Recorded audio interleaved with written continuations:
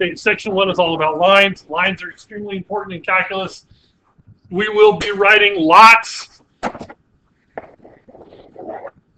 equations using them to interpret nonlinear equations. So the idea behind this is, go ahead. We'll wait.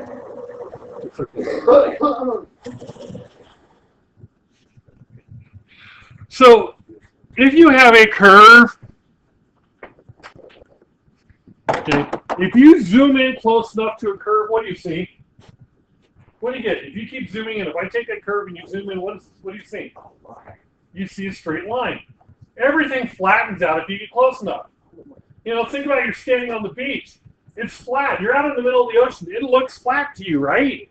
Now, if it's good and you're up high enough, you can see some curvature to the earth. Okay, you get on a bluff on a clear day, and you look out at the edge of the ocean, at the edge of the horizon. You can sometimes see the curvature pretty good. Okay, but if you zoom in close enough, you're going to get a straight line.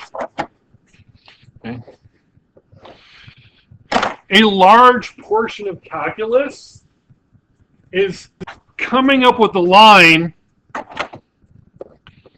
that is approximately the same thing as a curve in this immediate vicinity. A lot of calculus, we don't talk big picture. We talk tiny, what's going on right here. Right here in this tiny little area, that curve is a line. And we can rewrite that nasty equation that makes up the curve as a simple line. And we use that line to talk about the curve. Okay, we will do that stuff in here. And I kid you not, you'll be writing tons of equations of lines.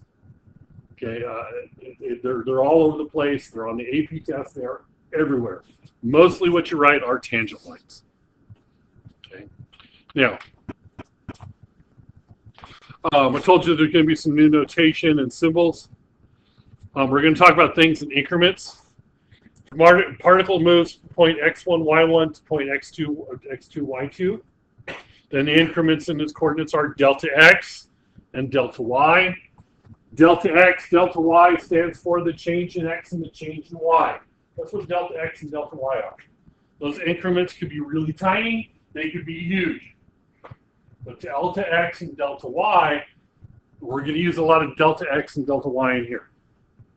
We're not going to call them delta x and delta y all the time, but that will be very important, the change in x over the change in y. Okay. Because what is the slope? Slope measures change. The steeper the slope, the steeper the change. Shallower the slope, the slower the change. Right? Calculus was invented to talk about how things change. Change in y over change in x is how the whole thing changes. Delta y over delta x. Big thing out of this, you got to get the change in y over change in x. And we are going to use slope from time to time. We're going to use y over y minus x over x. We will more likely call it, rather than y and y, f of x sub 2 minus f of x sub 1 over x sub 2 minus x sub 1, or even, and actually more often than that, f of b minus f of a over b minus a. We will use that an awful lot in here. Okay, f of b minus f of a over b minus a. It's one of those things that we'll be getting to. But other than that, like I said, this first one, a lot of the stuff in this first chapter really isn't horribly difficult. But I spend a day talking about lines because they're really important to what we do in here. Now we're doing notes. As you do notes, you can write down what you feel is necessary, what you don't feel is necessary. You don't have to get down everything. Some of this stuff, I got it. Good. I hope you do. Some of it, you might not. I was one that wrote down everything. Anything that got put up on the board, I put down on my paper. And that's how I did. That's how I took notes. Even had a professor chastise a bunch of us one day. He said, you know, everything I write down is in the book, right? I go, yeah, but writing it down while it's up on the notes in front of me helps me. Writing, listening at the same time makes that connection. because he didn't like it because he didn't think we were paying attention to it when we were taking notes at the same time. Really? Anybody need this more? Okay, equations of lines, point slope, slope intercept, standard / general form of the equation.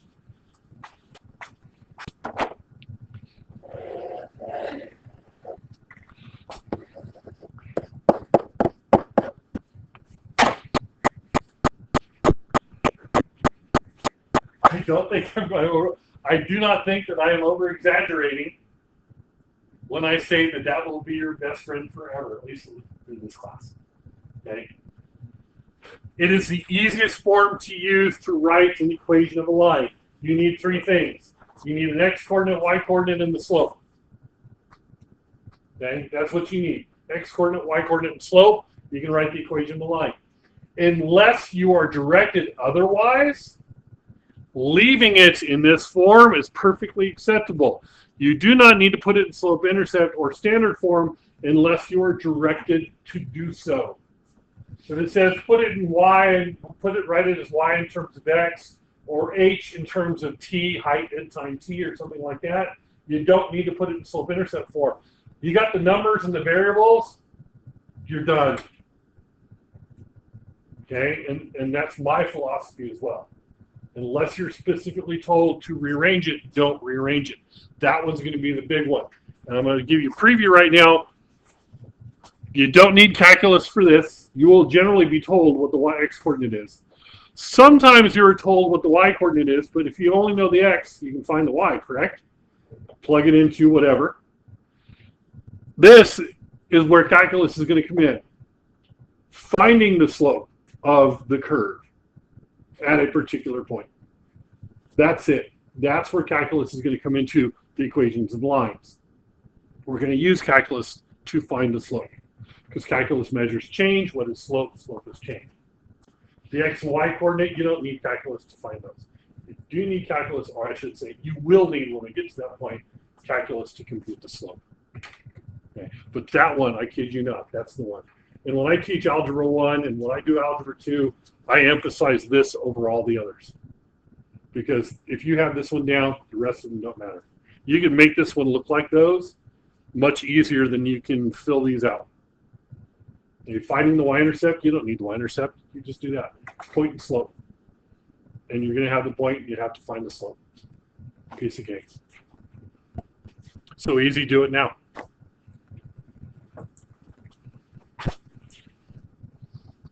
Okay, so first thing you need to do, what do you need to draw the equation line? You need a point and a slope. We have 2 points, we have no slope. Find the slope. First thing you got to do. Y minus y over x minus x. And I could have done -1 minus 5 over 4 minus 2, which would be -6 over 2, which is still -3. Okay, so it doesn't matter which one comes first as long as the corresponding x's and y's line up. And now once I had that, I just fill in the blanks. Put in my x-coordinate, y-coordinate, fill in the blanks. So if I use the first point 25, it's y minus 5 equals -3 times x minus 2, or y minus -1 equals -3 times x minus 4. And I'd make the double negative positive just to make it pretty. Either one of those is acceptable. You do not need to make it y equals. I didn't say make it y equals. I said write the equation of a line. Those are both equations of the same line. Those are both fine. Okay, one of the things, and I'll talk about AP tests all the time, one of their rules is once you have the equation, once you've plugged in the values, you're done. You do not need to simplify the arithmetic, because this is correct. But if you rearrange it and you get the wrong y equals equation, you will lose points that you had earned. If you stop here with either one of those, if this was part of an AP where you're writing out the answer, you'd be done and you'd be fine. But if you come up with y equals 3x minus 1, which is obviously wrong, and you go, oh, this is my answer. There you go, you lost the point, and points are hard to come by. Okay, points are hard to come by. You don't want to do that. Unless they tell you to make it y equals, don't do the extra work. It's also, this would also be part of the test for time. Rarely do people run out of time. Rarely do students run out of time. If they run out of time, it's because they're freaking exhausted and they can't think straight anymore at the end of the test. Sometimes on the multiple choice, they will run out of time a little more often. That's early on. But some of those questions, they can take a little longer than they should. But on the free response where you're finishing it up, usually the problem is, oh, God, I'm just so tired I couldn't think anymore. Because you've been at it for 3.5 hours. So that's why you can't think anymore. Okay? But rarely, but you still don't want to spend extra time doing something you don't need to do. You don't want to make your brain think any more than it has to think. Okay? So, parallel lines have the same slope. Perpendicular lines, slopes are opposite inverses. Okay? Vertical lines have no slope and are always x equals some number. Horizontal lines have a slope of 0 and are always y equals some number. Just y equals like y equals 3, -2, whatever. We're going to talk an awful lot about horizontal lines in here, and you'll see why when we get to that point, you'll understand why horizontal lines and horizontal tangent lines in particular will be very important. Okay, a lot of horizontal tangent lines. Where's the horizontal tangent line? Where's the horizontal tangent line? We do some vertical tangent lines as well, and those are a little more interesting, but we will do them as well. When you have a no slope, that's also the same thing as being an undefined slope. So if we're looking for some place that has a vertical tangent line, that means the slope is undefined. We're looking for an undefined slope. Where is it undefined at? Okay. Horizontal lines, where's the slope 0?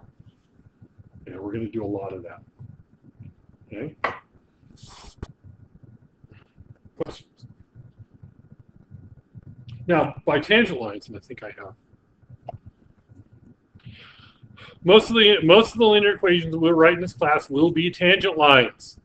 We'll also be asked to write normal lines from time to time. Normal lines are perpendicular to tangent lines through the same point of tangency. So when I talk about tangent lines, you were taught the only tangent lines you've ever really seen before are with circles, right? Tangent to a circle. It touches at one and only one point.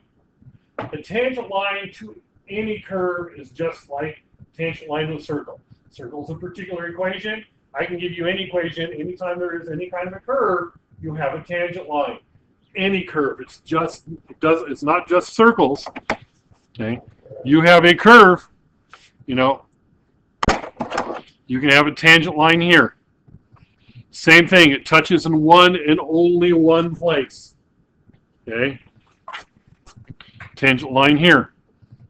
You can have a tangent line here. Okay, touches one and only one place.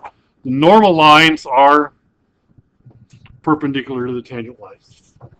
I think I've seen one AP test question with normal lines, but your textbook uses normal lines an awful lot. That's why I wanted to introduce it here. Normal lines are perpendicular to tangent lines. I don't know why they call it normal instead of adding normal. Who knows? I don't know. Whatever. But that's the terminology. Questions? Well, thus end of the lesson.